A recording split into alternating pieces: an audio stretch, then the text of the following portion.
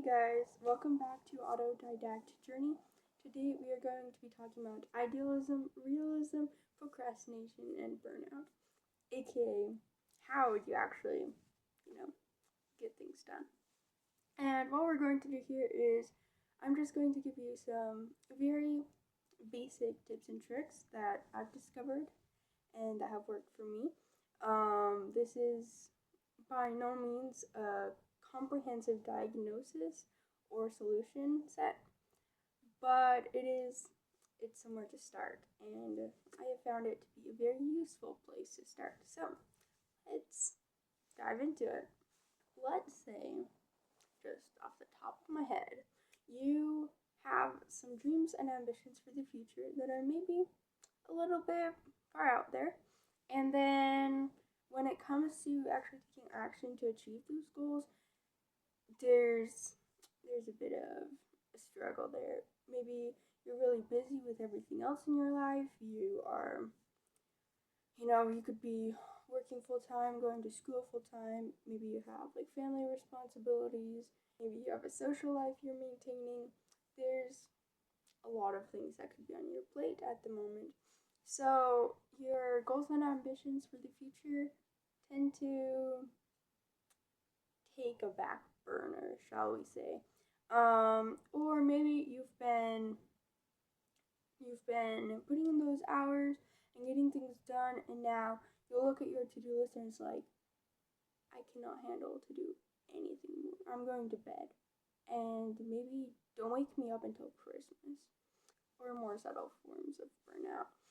But the thing is, you have places you want to go, and for whatever reason, you aren't getting there, or at least not getting there as fast as you wish you were. So, what can be done about this?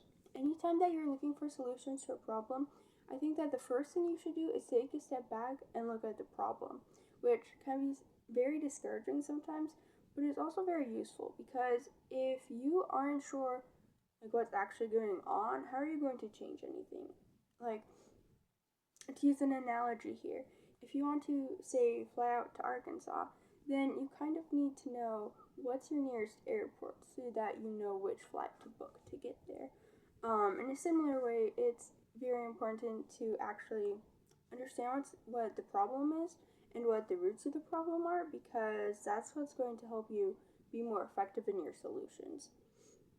Another interesting thing to note is that when people have a problem, generally what they say is the problem isn't actually the problem. I think that humans have a tendency to diagnose the symptoms as the problems instead of the roots as the problems. Part of this might be it's a lot less overwhelming to work with symptoms instead of with the roots, but long term, that is not an effective strategy whatsoever.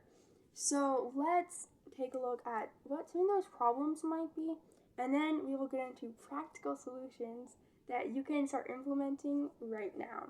I have identified 4 possible areas where there might be some problems, and we're specifically going to look at how those problems can manifest, and then we're going to have solutions for each of those 4 areas as well. So, the 4 areas are idealism, realism, procrastination, and burnout. First of all, we have idealism.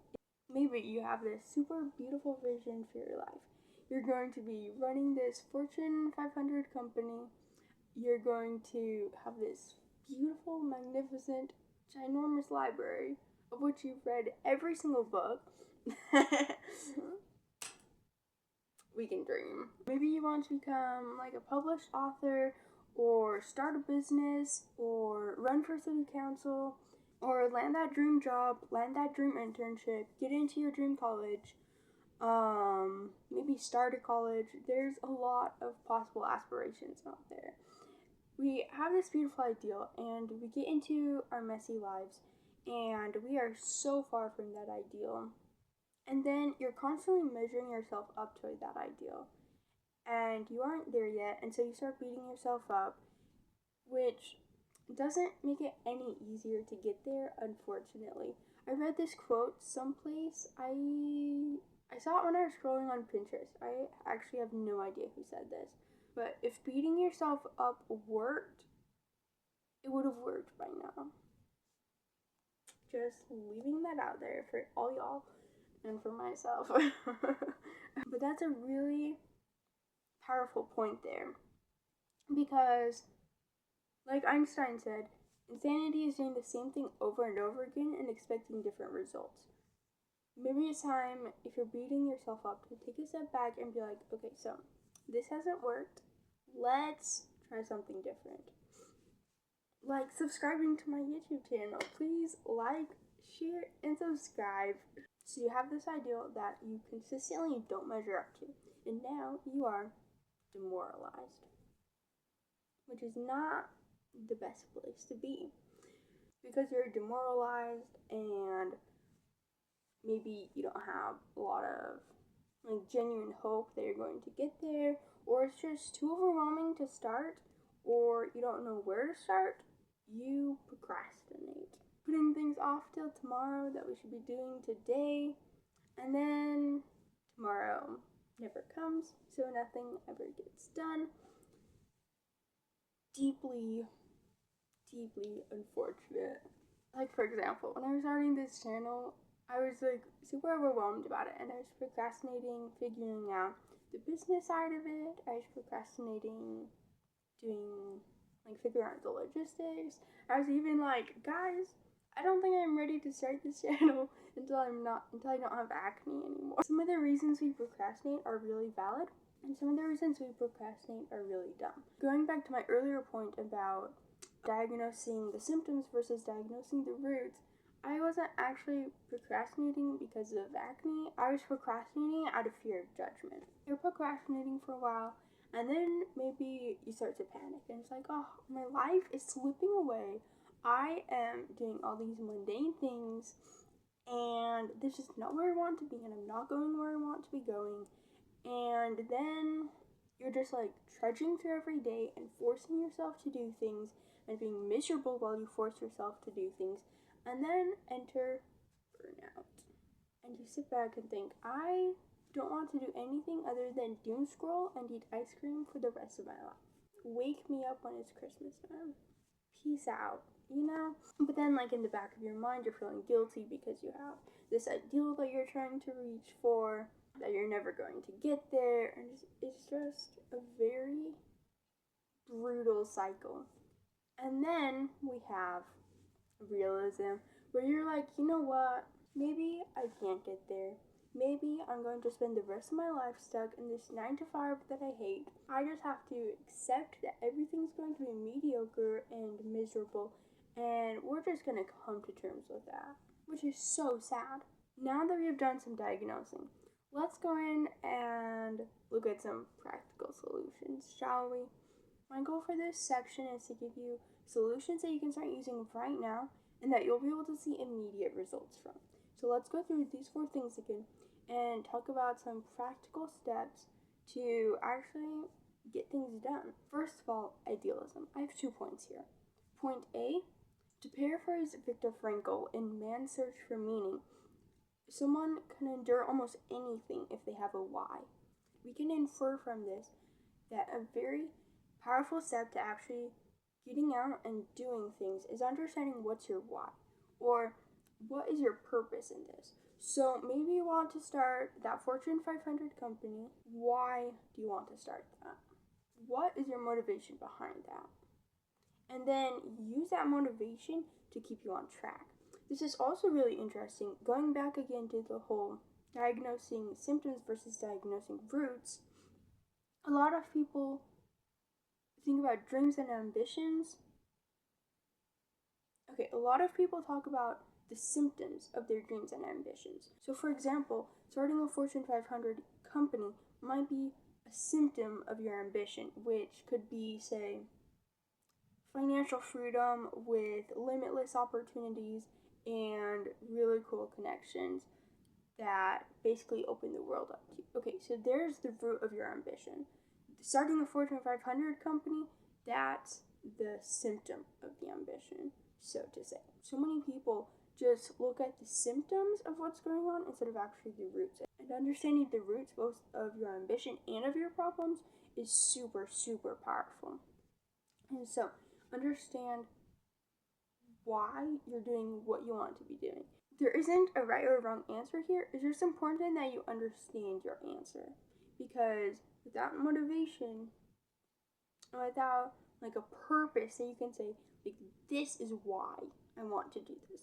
I'm going to start this YouTube channel because this and this reasons. I am going to get out of bed today.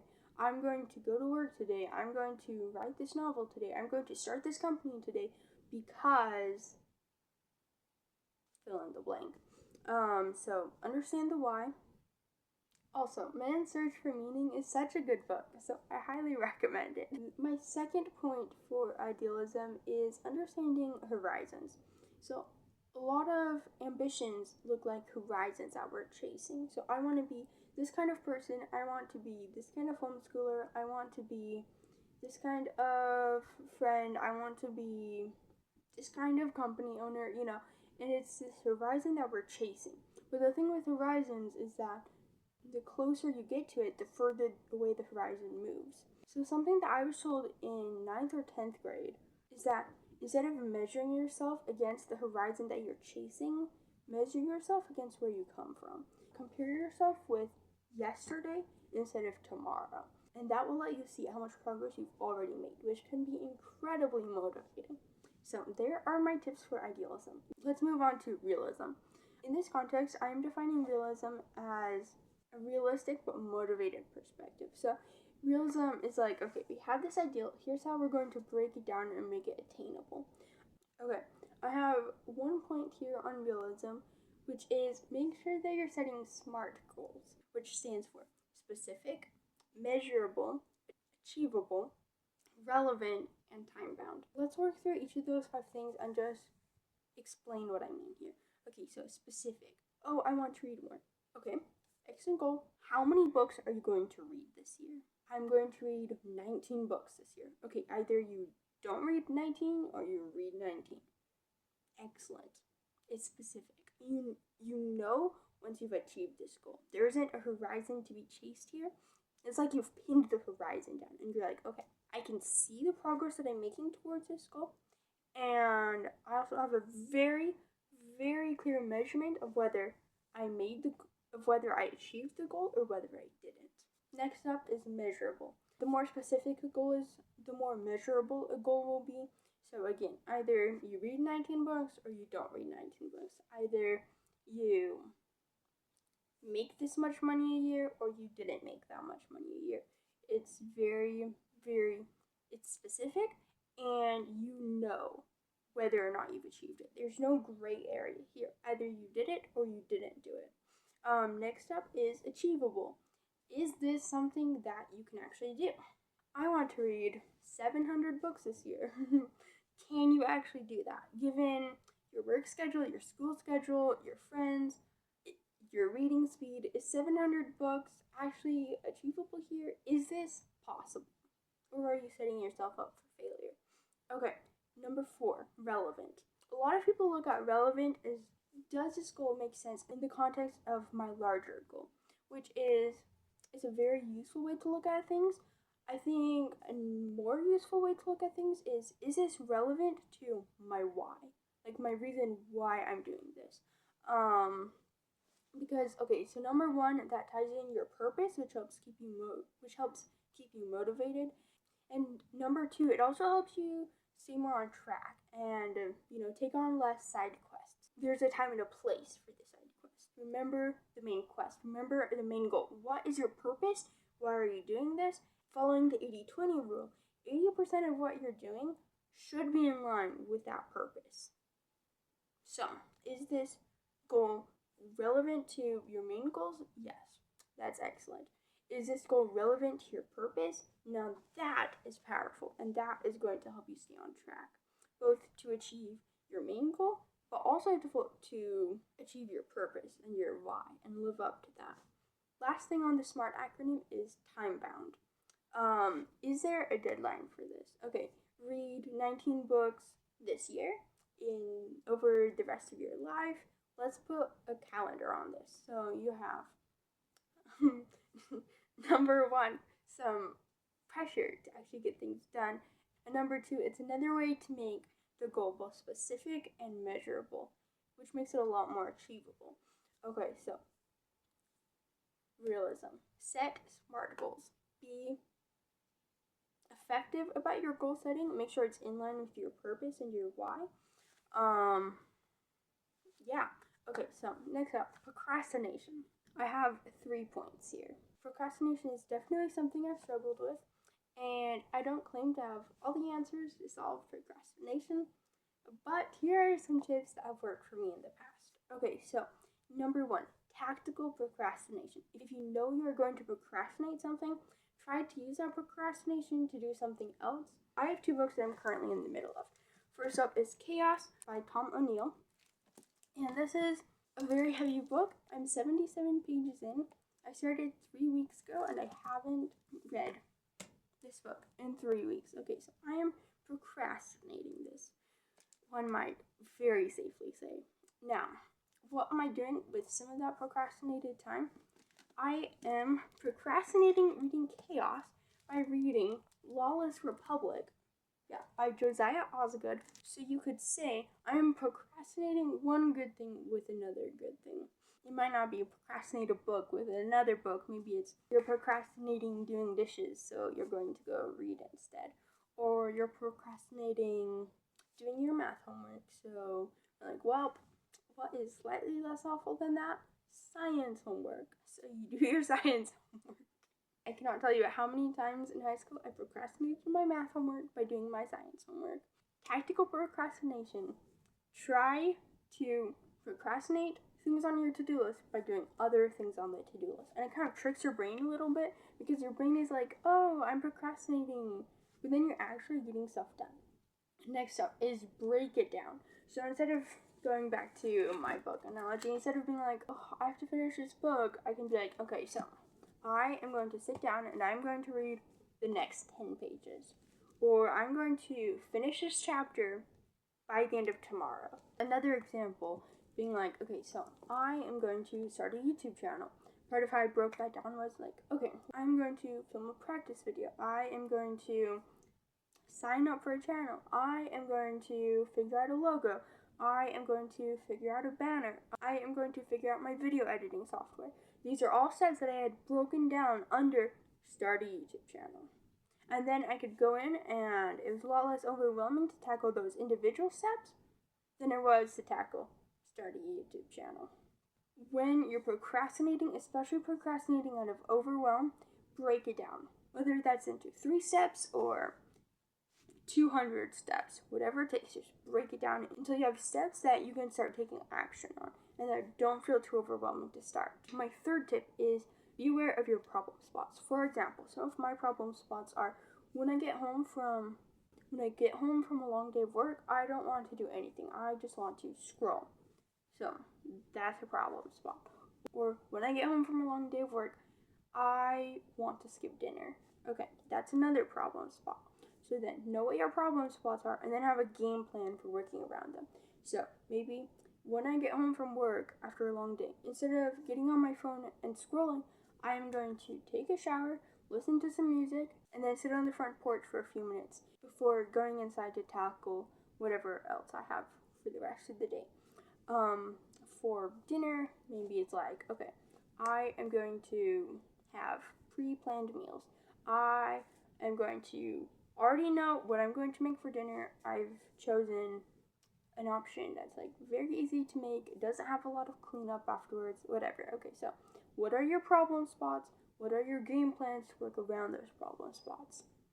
It was very useful for me in high school, but it was a lot more useful for me after I got out of high school because when I was in high school, I still had like hard and fast deadlines, you know? It was like, okay, so I need to finish this by the end of this week. I have to do this many credit hours by the end of the semester. So there was enough rigidity that procrastination had to be limited. Since I got out of high school, it's like, well, theoretically, I have the rest of forever for this. So being like super aware of my problem spots and then having game plans ready to go has been a life changer for me.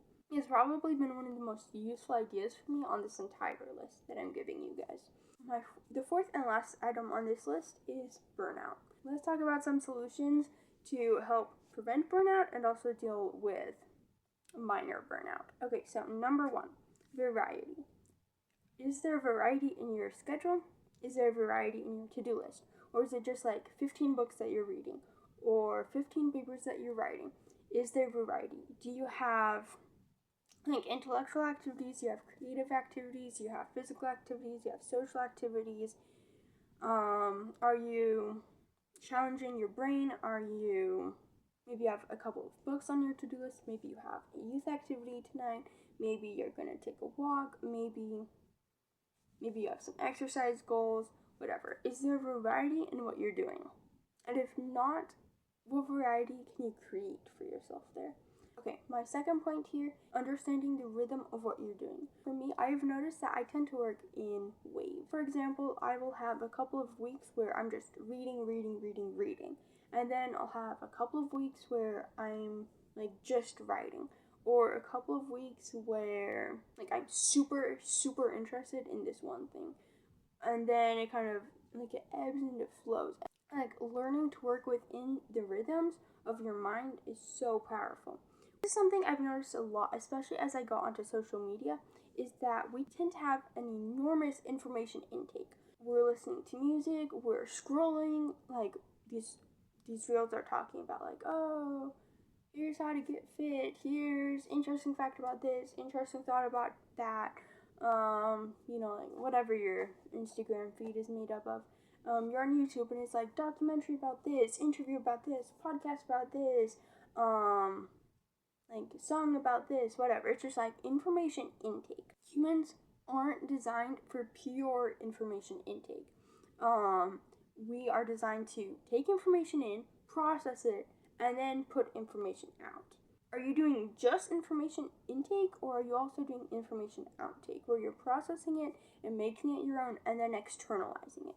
So this could look like just like a conversation, dissecting an idea, an essay, writing an idea, something you've created, whether that's a story or a business plan or a video you've made explaining something. Like information in, information out. Humans are designed to do both.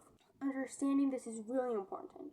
When I'm feeling just like bogged down and really like stuck and kind of sluggish, those are usually good indicators that I have flooded myself with information intake, but there has not been a lot of information output. Or when my mind just feels like kind of like a cracked and dry, barren desert, or when I'm like stuck on everything and it's like major writer's block, major creator's block, like there is no inspiration here. I'm like, I think I need some more information input here before I have something that I'm able to output. So understanding like the waves and the rhythms of both what you're doing and also of like the information intake, information output. And then instead of trying to change those rhythms, learning to work within it has been super useful for me. Okay, so my fourth point with burnout is it's so basic, but it's very forgettable, especially if you are running a busy schedule. Have you eaten? Have you drunk water? And have you got enough sleep? Or have you gotten somewhat close to enough sleep? Especially if you're struggling with like an individual project, be like, okay, so how long have I been sitting at this desk for? I think it is time for a break. Let's get a snack, let's get a drink of water. I think let's take 5. And then tonight, let's make sure we get a good night of sleep. I think that's more of an item of preventing burnout, but it still falls under the umbrella of burnout. So that is my fourth and final tip there. These have been super useful for me as I navigated high school, but they've been even more useful for me as I've gotten out of high school and as I've had less of external direction and I've had to be more both inwardly directed and inwardly motivated, which has been an excellent learning experience. If anything you heard today here was useful, please consider liking, sharing, subscribing, the whole shebang, and tune in next time.